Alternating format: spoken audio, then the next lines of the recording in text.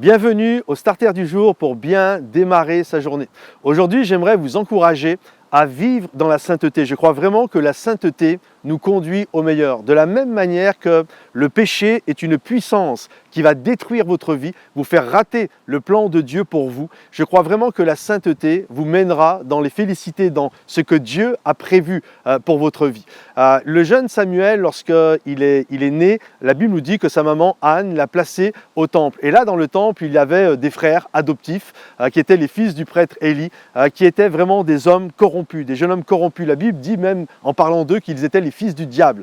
Pour vous dire un petit peu le degré de perversité, ils faisaient toutes sortes d'actions mauvaises, ils volaient, commettaient l'adultère.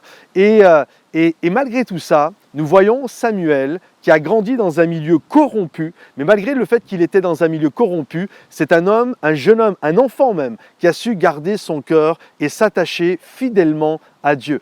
Nous, souvent, nous pensons que pour être bien, pour vivre dans la sainteté, on a absolument besoin d'être totalement en retrait. On sait que, par exemple, il y a des gens qui ont développé des monastères, des couvents. Le but, c'était vraiment de se mettre à part pour ne pas être corrompu. Mais je crois vraiment que c'est un leurre.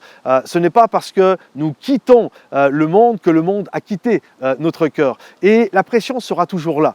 La pression sera toujours là, peut-être de commettre l'adultère avec un collègue du travail, une collègue du boulot. Ça peut être de ne pas tout déclarer sur sa fiche d'impôt, peut-être de voler un patron qui n'a pas été cool, un joint à l'école, etc. Il y a toujours une pression qui est là, qui vient de l'extérieur. Et de croire que j'ai besoin à chaque fois de me retrouver dans un monastère pour que les choses aillent bien, c'est totalement faux. Tu peux être, à l'instar de Samuel, tu peux vivre au milieu d'une génération corrompue en étant complètement dans l'intégrité. Alors aujourd'hui, je t'encourage, tu n'as pas besoin de regarder Adam et Ève, ils étaient dans le jardin d'Éden et pourtant ils ont péché. David, lorsqu'il a commis l'adultère, il était à Jérusalem, dans la ville de Dieu et pourtant il a péché.